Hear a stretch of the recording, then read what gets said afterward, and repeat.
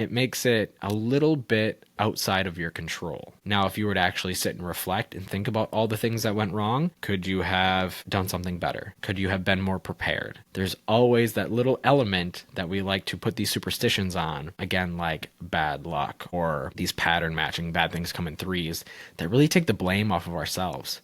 It gives us a backdoor, an escape hatch, a reason why we failed without it being our fault. And I'm sorry to tell you, that's not the case. Okay. Nobody gives a shit about your hair, Jordan. 3 people watch it. You can stop messing with your hat. Okay. What are we going to talk about today? Pattern matching. Why bad things come in threes. Bird philosophy. Hello, everybody, and welcome to another episode of What's Your One Thing? Today, we're going to cover a personal philosophy, and that is my bird philosophy. Everybody is pretty familiar with the phrase or saying, bad things come in threes. And you know immediately what I mean when I say that. So if you've ever had a situation where one thing happens, another thing happens, you're just out looking for that third thing. You can't wait for it. You're like, I got a flat tire today, or bank balance was overdrawn. You know, what's next? What's next, life? What are you going to throw at me now? Kind of mentality. And sure enough, if you're looking for it, that third thing is going to happen. Now, I've tried to look into this. There is no definitive answer on where that saying comes from, but what psychologists have surmised is that our brains are just pattern matching machines. That's all they're trying to do. 3 events or 3 data points creates a line, closes a pattern, creates a pattern, which our brains are constantly wanting to build. So it goes without saying that we have this tendency to want to rationalize irrational events in our life by creating patterns. Therefore, when one bad thing happens, now another bad thing happens. In order to finish that loop or complete that story, one more bad thing has to happen. Now, that's not true. That is not the case. There is no scientific evidence to this theory of bad things come in threes. But you know what there is scientific evidence of? We've got our RAS, which is our reticular activating system, that basically is your brain's special filter that makes you focus out or see things that you're paying attention to. So, you've already had 2 bad things happen to you. You're just waiting for that third. You are telling your brain to look for the bad events. All right? You are physically creating your own environment with your thoughts. And again, our brain loves patterns, so we are going to continue to seek out those bad things. Now, I'm going to tell you about my philosophy, and it's called my bird shit philosophy. And I'll explain. I was having one of those days. Something went wrong. I can't even tell you. I don't even remember because it had that little of effect on my life. But what had the greatest effect is how I changed my behavior. So I was having a really bad day, was just waiting for that shoe to drop, just waiting for one more thing to happen. I was leaving the office, walking to my car, just foaming, just seething. I just want to crawl in bed, forget the world, okay, and just forget about all my problems. As I go to open my door, I feel something hit me in the top of the head. I'm like kind of struck for a second, literally, physically, and I'm just like, what was that? And I take my hand, I touch the top of my head, and I look at it, and it's bird shit.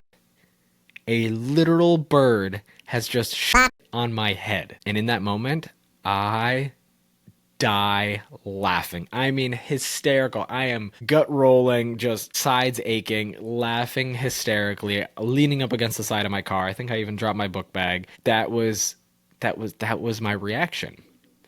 And I realized in that moment that it's not what we do in the anticipation of an event going to happen. It's how we react to them when they happen. Okay?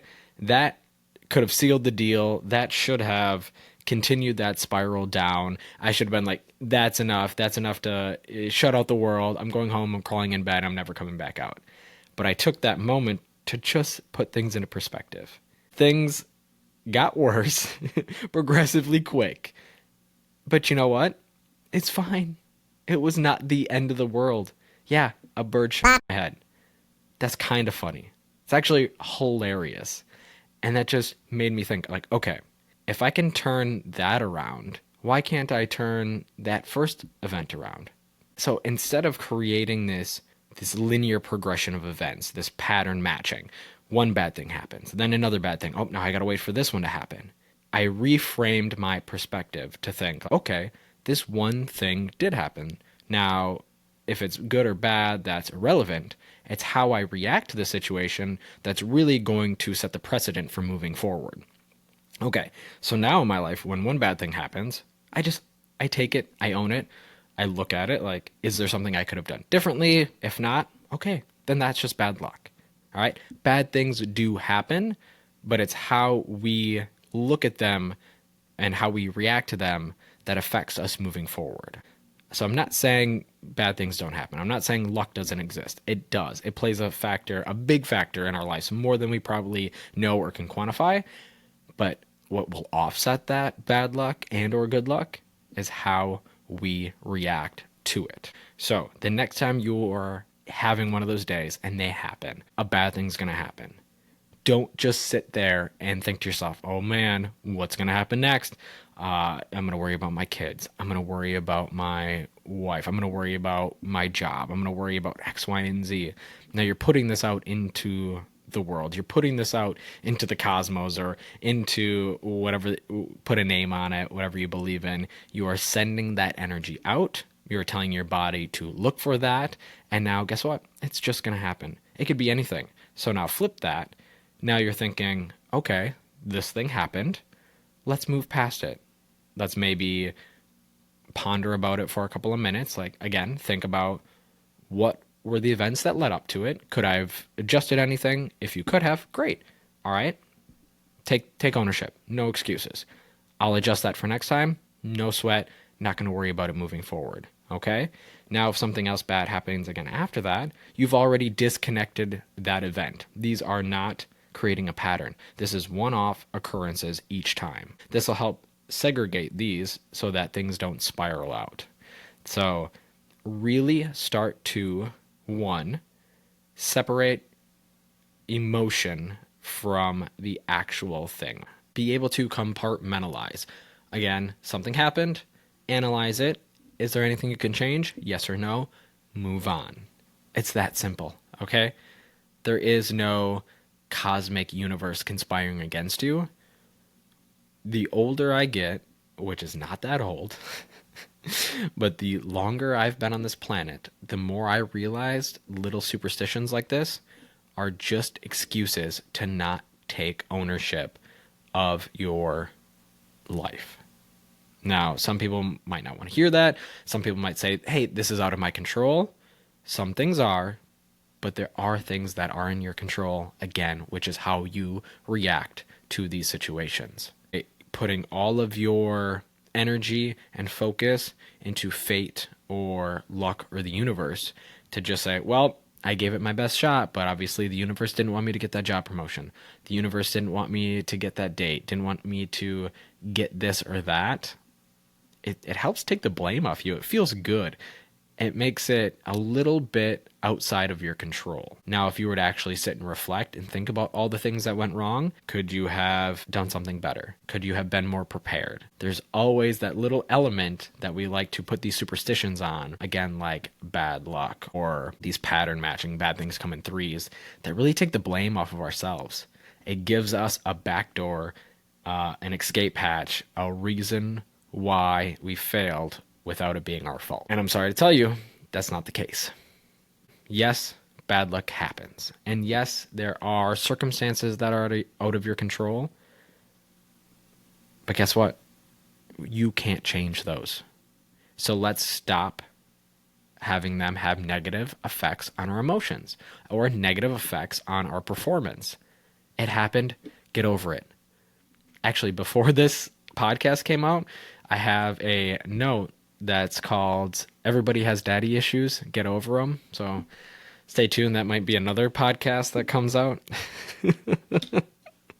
Uh, hey, Pops, what's up? All right. Or leave that in there. That's fun. That's a little jab. Okay. There might be something there. I have no idea. Is there anything else to say about superstitions? Superstitions in general are just the way humans like to put faith or stock into things that we can't explain. For example, did you know, and I'm sure people have been in buildings or in airplanes, but there is an avoidance of having a 13th row on airplanes and or 13th floor and high-rise buildings that usually go over 13 stories. They either skip that story altogether, so it'll go 11, 12, 14, or it'll say something like 12A. Sometimes they make that the maintenance level, the mezzanine. They will physically avoid it because of the tendency or fear from a 23% of the public of the number 13. It's actually a real phobia, and it is a really long word, and I'm not going to try to pronounce that. But that word right there is a real fear to the point where we actually change structures, like structural engineers and architects physically do not build a 13th floor, which in retrospect makes no sense. If you are on 14 and the building doesn't have a 13th floor, you are on the 13th floor. Math is math. That's crazy insane. But the fact that people go out of their way to avoid these, they've done studies, and it's not without merit or reason. Like 13th floor of apartment buildings have a really high vacancy rate, or they're really hard to hold people, and it's just because of this fear of this number, this crazy irrational fear. Now, some people might say it's rational. I have no idea. All I know is that if you believe it, it tends to not be true, but you tend to lean more towards evidence that makes it seem true in your head. And that goes for other things outside of superstition. That goes with your political views. That goes with your religious views. Whenever you are dead set and stuck with something, you will be biased towards evidence that points to that conclusion. That is just a flaw we have as humans. We are stuck in our ways, and we will dig our heels into the dirt, into the mud, into the sand, whatever we can hold on to not let our ideas or morals be judged or questioned. Let's move past that. Let's get you above that. Don't be like the 99%, all right? You don't get anywhere in life being like everybody else. Okay? Yeah. All right. So, again, recap the bird shit philosophy. Your brain will make patterns out of anything it wants. How you react to them, how you react to situations, determines the outcome way more than a random set of events. The next time you start to feel like you are having one of those days, one of those weeks where things are just conspiring against you, stop waiting for that next thing to happen and start reframing your mindset. Start to think, okay, yes, it happened. What can I do, or what should I have done to change that outcome? Now your gears are turning. Now those wheels are spinning in the right direction. You're being more proactive instead of reactive. So if you're put in a similar situation, maybe you will act differently. This will change your brain chemistry. This will change how you go throughout your day, which in theory should change the circumstance or the next events.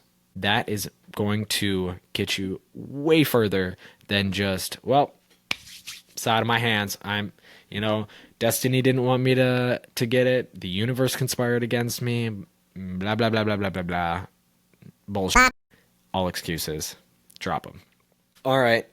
I'm off my soapbox. Thank you so much for joining me for another episode of What's Your One Thing?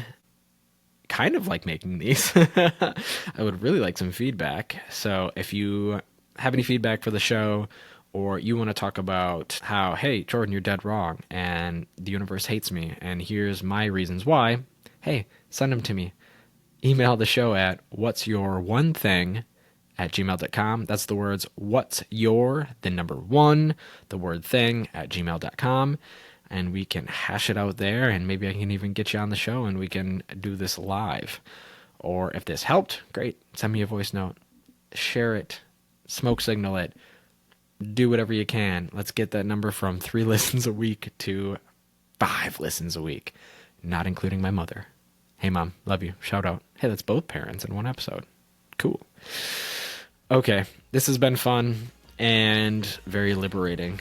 Okay, I'm going to do more of these rants. I kind of like these.